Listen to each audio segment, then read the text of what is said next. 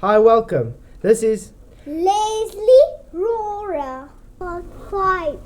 Enjoy. Fifthly, no container will ever in of itself produce any gradient.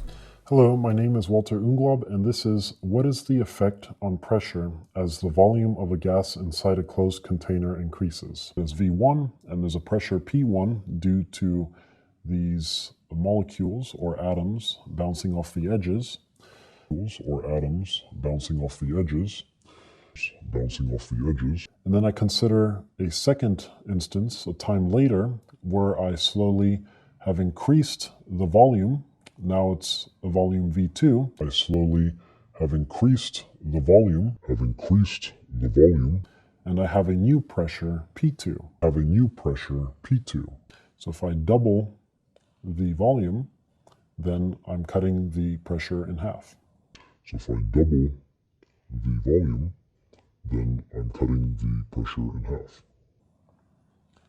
And this is the effect that changing the volume has on the pressure. Let's take a container for instance. This would represent Earth in a closed container.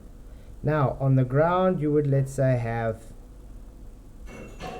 water and the oceans or whatever, but you also got usually like representing, let's say, trees and rocks and so on. And how about mountains?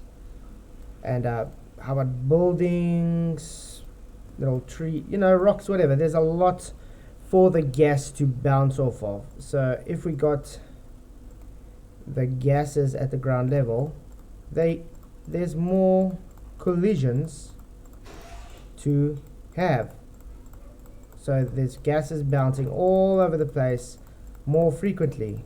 So you get this area in the bottom has less volume because it's filled up compared to this area here, more volume.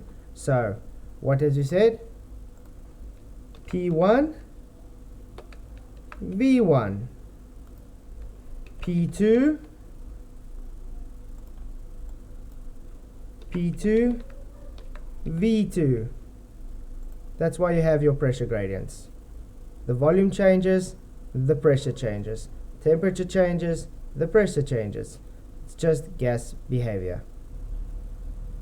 You open your mouth and rancid dog shit falls out. I'm just demonstrating an ad hominem attack, which means trying to refute an argument by attacking the character of the person making it, rather than the logic or premise of the argument itself. But reality could not care less. Your utter inability to understand any of this is unimportant. Wow. No. Quit bleating nonsense and do some measurements. Then go and learn some maths and some physics. I might even be willing to tutor you, if you get serious about it.